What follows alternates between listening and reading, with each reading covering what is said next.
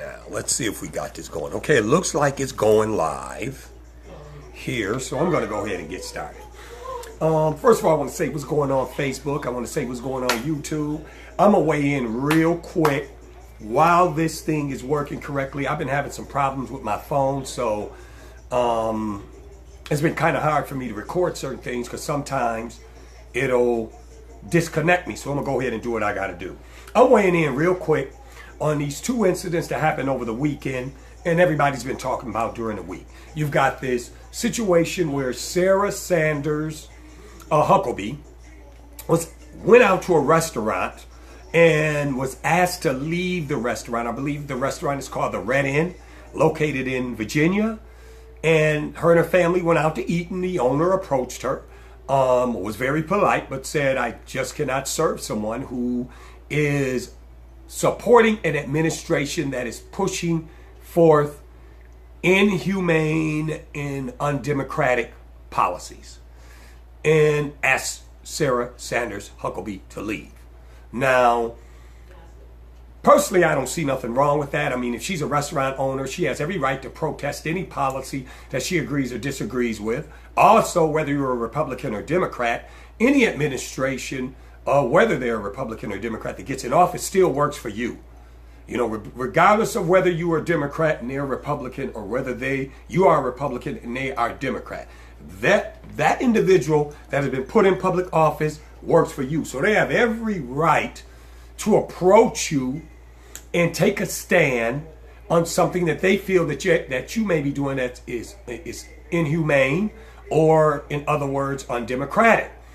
And so in saying that, I mean, Sarah Sanders' take on the situation was not totally accurate. She said the woman asked her to leave because she worked for the Trump administration, which was a bunch of bullcrap.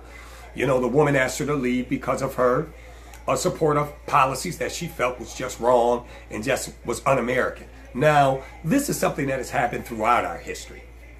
I mean, people have taken stands on a lot of things that have happened throughout the history of this country. I mean, one of our most recent ones was the war in Iraq. When we went over there, we were looking for weapons of mass destruction. Did we find any? Hell no. But the body bags were steady coming back from Iraq. So people began to protest about this war being unjust, being inhumane, that we was over there for all the wrong reasons, and that we were lied to as American citizens, and we were losing the best and most valuable American treasure that we had, and that was the citizens in this country. People were losing sons, daughters, and these sons, daughters that were making it back here were losing limbs, losing the sort of cohesive social intellect that they had, which means they came back here detached from their families, detached from their environment, detached from their children. And so there was a lot of people who stood up and protested this war. I mean, this happened in the 1980s when you had Ronald Reagan as president, and Reagan pushed forth a sort of nuclear military escalation that was just frightful to a lot of people. It was almost as if we were headed for World War III, the type of stuff that he was on. And a lot of people stood up and they protested that. You look at the Vietnam War. Nixon, at one point, you know, taken over as president over Lyndon Baines Johnson, who just got out once he started the war. He just said, I'm not even running for re-election. I won't even accept my party's nomination. He got the hell out while American citizens was over there fighting that war and looking at, they're stuck over there in Vietnam, and they're looking at, well, damn, the commander-in-chief is getting out and I'm stuck over here, believing that what you told me was the admirable, honorable thing to do, to come over here and fight, and you're getting out. So, I mean, people protested against that war. Nixon, who came in office after Lyndon Baines Johnson, was approached by some college students. I mean, his security, presidential security went to push the kids back, and Nixon said no, let them approach, and he got into an engagement with them. And these kids basically voiced how they felt about the Vietnam War. I can go on and on and on about aspects in history in which we have done this. And when you do it in a civil, humane manner, and you do not disrespect the person, you do not call for violence against the person, you do not discriminate against the person just because of the political party they belong to, the color they may be, their nationality, their sex, or their religious preferences, then nothing that you are doing is wrong, because you do not cross that line in where you are now becoming unlawful, which means you are now violating the constitutional aspect that gives us all rights as American citizens in this country. And you don't want to do that. So, well, what this lady did with Sarah Sanders Huckabee, I don't see where there was a problem with it at all. And I don't see what Sarah said. To me, I'm going to be honest, I'm shocked that it took this long. I mean, you have Sarah Sanders, the White House press secretary. Now, our press was set up in this country as a First Amendment right. Freedom of the press is one of the most important fundamental amendments, constitutional amendments that we have. Why? Because an unfettered press has the freedom to report the news in a way which is most informative to the viewing audience. Now, we could sit back and we can debate whether that is happening today, because we have MSNBC, CNN, we have Fox News, we have all these diverse type of news networks. Their goal is to persuade the viewers to see the news in which the way they want to report it, which nothing is wrong with that, because if I was you, I would watch that conservative news and I would watch this liberal news. I would watch them both and I would make a decision for myself. That's what I would basically do. I wouldn't be prejudiced or biased from not watching the other individual's perspective. So the constitutional right still is there despite what the news want to do. You just have to exercise it and make sure you're taking the best advantage of it. So with that being said, her being White House press secretary, it is, like I said, it is shocking to me that it took this long for somebody to really ask her to leave somewhere or really confront her as a citizen, because you watch her every day. She lies and tell lie after lie after lie. She's very disrespectful to the White House press staff that asks her legitimate questions. She insults their intelligence. She insults their character. She accuses them of having their mind in the gutter. She accuses them of just being just plain old plumb dumb at times. Just disrespectful. And me being an individual who have watched politics throughout many years of my life, and is a very astute, very sort of detailed historian, I have never seen in my life a White House press secretary like Sarah Sanders Huckabee, who on one hand insults people for asking very legitimate questions after she has said something to them which is obviously a lie or obviously beyond stupid for her to think that she could say to them and get away with it, and the press not press her on this. It's not like they're calling her a liar. It's not like they're attacking her in that way. They're just saying, do you think what you just said made sense? And she'll insult them. So for me, I'm shocked that it took this long for somebody to really approach Sarah Sanders Huckabee, because just on a First Amendment basis alone, she seems like an individual who does not give a damn about the First Amendment.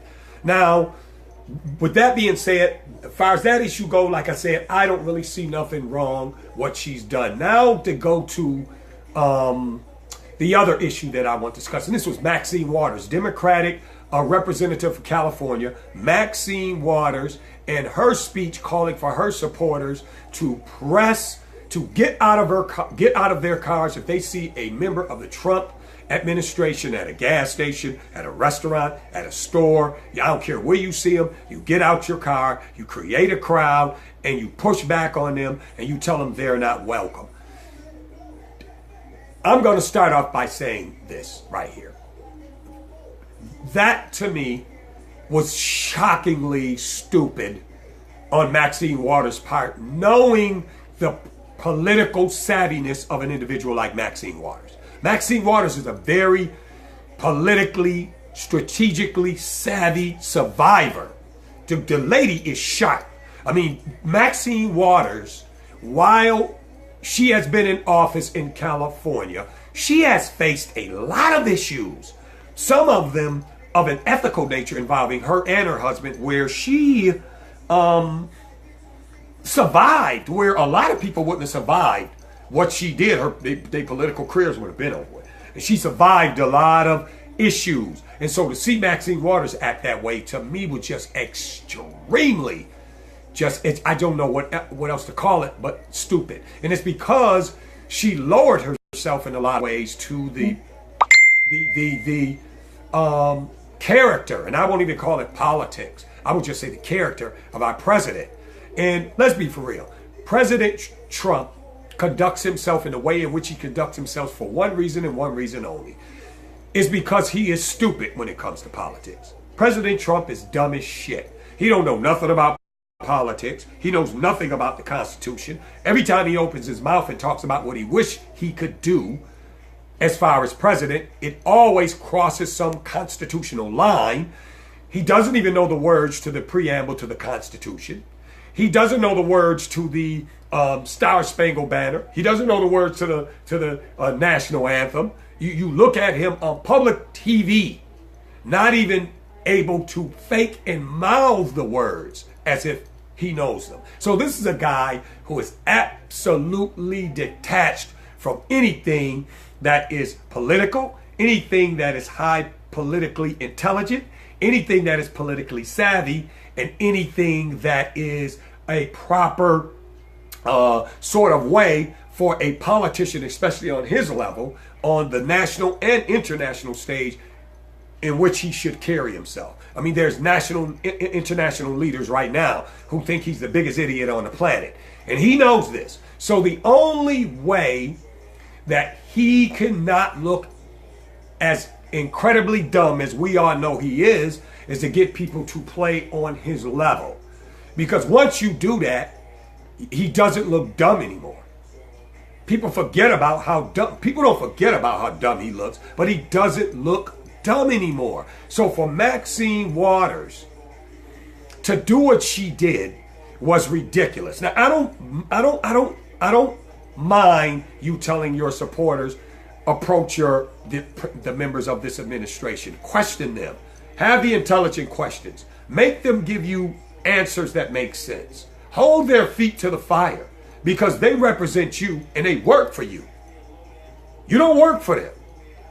They work for you. So you have every right to approach one of them and ask them these questions. Ask them these questions based on a constitutional basis. What in God's name are you doing?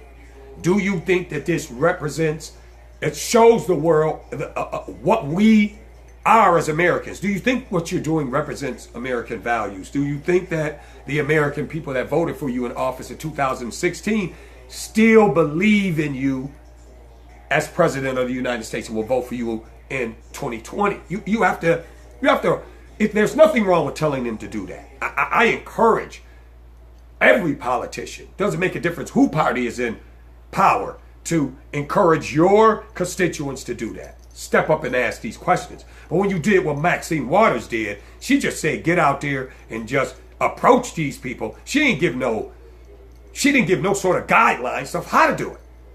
She said, get out there, push at these people, and tell them they're not welcome. Stop playing. That is a situation that if somebody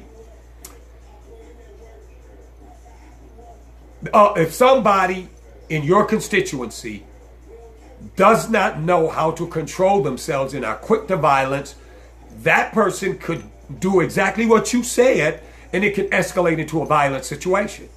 Just because you didn't say, step to them, question these people, question their integrity, question the integrity and the constitutionality of their policies.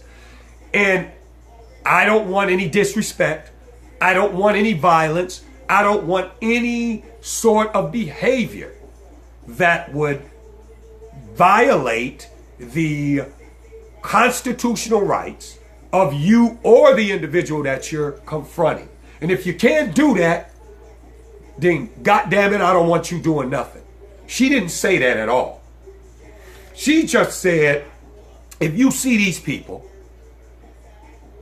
you approach them at a gas station, you create a crowd. Not even saying how to control the crowd. She's just saying you create a crowd, you push back on them, and you tell them get out of here. Now, supposing they don't want to go. Somebody gonna get popped in their snot box. You know good and well that is a situation that can escalate into violence. And Maxine Waters should damn well know better. And I am proud of every Democrat who came out and told her she was dead wrong. The Republicans, I don't really want to hear y'all mouths and give a damn about Paul Ryan. Please shut up. See, I don't want to, the reason why I'm saying this is because when I hear from people, I want to hear from people that's consistent across the board. If a Republican do something wrong, they're a Republican, they're in that ass. If a Democrat do something wrong and they're a Republican and they feel that that is unjust, they're in that Democrat's behind.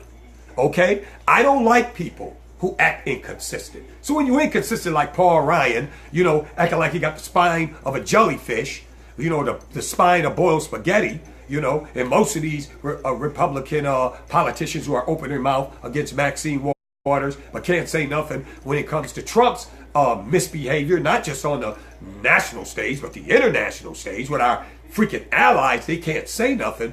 To me, you know, they can really just shut their scrotum kissing behind up, because I don't even want to hear nothing you got to say, because you're not consistent. The Republicans who are consistent, more power to you. You know, more power to you. Democrats, same thing. You got to be consistent too. Just don't be out there pointing the fingers at Republicans when something happens, and then when it's your own party, you miss it in action. All of a sudden, it's crickets with you. So individuals like that, I don't really care what you got to say about it, you know. But the bottom line was what Maxine Waters did was real stupid, and I am strongly encouraging anybody who is constituents of Maxine Waters to give that lady a call. Don't ream her out.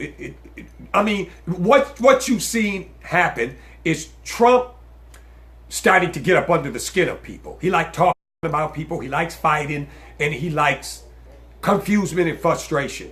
And in an arena like politics that can't get tough, this is a whole nother different type of atmosphere that could get up under your skin. But here's the deal. You have to be smart enough to know why he's doing it. He's doing it because when it comes to having any real political knowledge, he's an idiot. And in order for him not to look as much as an idiot as he is, he has to create this discourse where he wants to get up under your skin and get you to engage in this. Now he doesn't look stupid no more because everybody looks like him. You know what I'm saying? So if I was you, I would give her a call, reach out to her, let her know that that was not cool. She really needs to step out, and she either needs to apologize for what she said, or she needs to put it in a better context that has better results and doesn't have the hint or the sort of this sort of overtone that looks like it has the potential for violence. Because right now, what she has done is, first of all, I don't even know why she felt like she had to do something that stupid. Now, the lady who told Sarah Sanders Huckabee to leave her restaurant, trust me, when I saw that happen, I knew that that was something that was going to pick up, and it was going to probably spread around the whole nation. You would have seen other people doing it. And it would have happened without Maxine Waters opening her mouth. So I don't know why Maxine Waters even got involved in it. And the fact in the way in which she did it, she has now hurt the ability of other people who thought about civilly protesting in this way, in fashion, against the unhumane, undemocratic policies that they feel this administration is pushing. Now, if they do it, they're going to be attached to whatever Maxine Waters said out of her mouth. If violence happens, they're going to be blaming it on Maxine Waters. And Maxine Waters will now become the new face of the Democratic Party. So it was just a stupid move that she did. Now, I'm going to end this by saying this about our border policy here. This is something that we've struggled with in our nation for a very long time. Now, I think it is very disingenuous for the Republicans to go around saying that the Democrats want open borders. They want crime coming over here, MS, whatever the name of this group is, the Mexican gang coming over here. And if that was the case, we've had so many Democratic administrations in office that it would be 100 million illegal aliens over here if that's what Democrats want. Number two, the individuals coming across the Mexican border has dropped in the last 10 years so low that it doesn't make any sense. And let's remember, 8 of those years, President Obama was in office. And you can look this up and find these statistics yourself. You can Google them, and all of them will show you the same thing, that it is a humongous drop in individuals coming across the borders here into America over the last decade or so. And you will also see, since the Trump presidency, there is a spike of where these individuals coming across the border has increased. So why that is, I don't know. But to say this, it's just crazy. You don't separate kids from their parents at the border. That's just absolutely super duper dumb. Now, I'm an individual that worked in the family court system for years. I have tons of friends all over this world who are family court advocates, and there is no way that any of them that I believe in my heart would ever condone something like that. And any individual who has children, mother, fathers, whether you are married in a family or whether you are separate and both of you love your children and raising your children, nobody's going to condone any type of behavior like that. That to me is just, it was just stupid for the administration to even think that they could get away with doing something like that and not having this sort of backlash. And you got to understand too that a lot of these people are coming across the borders because their way of life is really under siege by these sort of drug cartels. And they're afraid that their children may wind up as gang members. Their daughters may be pushed into some sort of prostitution or living their life in a way in which that child has no choice of how their future will turn out for them. And being put in very ominous positions of where their life, could end abruptly due to the fact of them being forced to adopt these sort of very criminal, corrupt, very low-down way of life. So they're trying to flee from that. And my message is not just to all Americans, but certain Americans in Pacific. And these are Americans that are Trump supporters. Let me tell y'all something. You're Trump supporters. Every time you light up a joint, you are supporting this group, this MS 13 gang that's supposedly coming across the border, which Trump has such a big fear of, and inciting that fear into everybody else. And we know MS-13 ain't coming across the border like that. The statistics will show you that's a bold-faced lie. But anyway, you are the one who financing it. So every time you go to one of Trump rallies and you don't blazed up and you going in there saying, build that wall, your dumb ass is the one that is supporting these cartels that are forcing these individuals to have to come here. Every time you sniff a line of cocaine, you are financing these drug cartels to creating an environment that forces these individuals where they have to leave the places to which they live. Why? Because a lot of these drug cartels, their finances in a year is sometimes 10, 20, 50 times bigger than the GDP of the country in which they're committing the crimes in.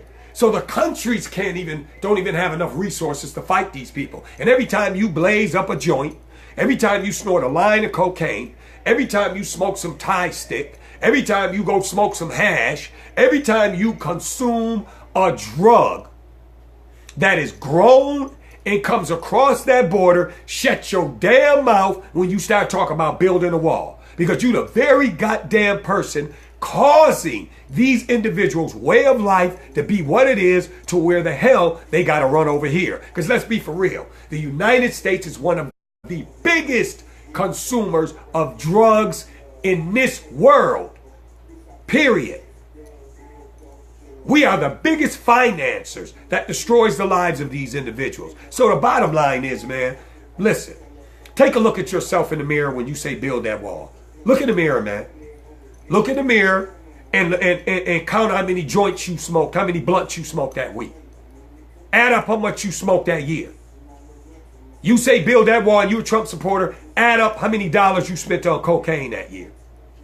You're a Trump supporter and you say build that wall, add up how much money you invested in drug consumption for that year, and you can shut your damn mouth about building a wall, because people wouldn't want to come over here if you did not finance these drug cartels that exist in their country and make their lives unbearable.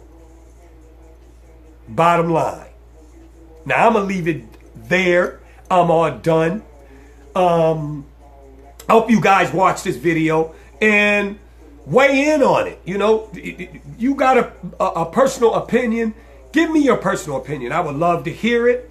This is the first time I'm ever going to say this, and I've never said this before in none of my shows that I put on YouTube. But I would say, man, listen, you want a good channel where you could get the information on an in-depth level on perspectives of subjects that are of a wide range of variety, then I would say subscribe to my channel. Point blank. I would say subscribe. You guys have a great day. And I'm going to say this, like I always do. Remember to always, always be your fellow Americans' keeper, man. Trust me. That's the best way to go. Peace. I love y'all.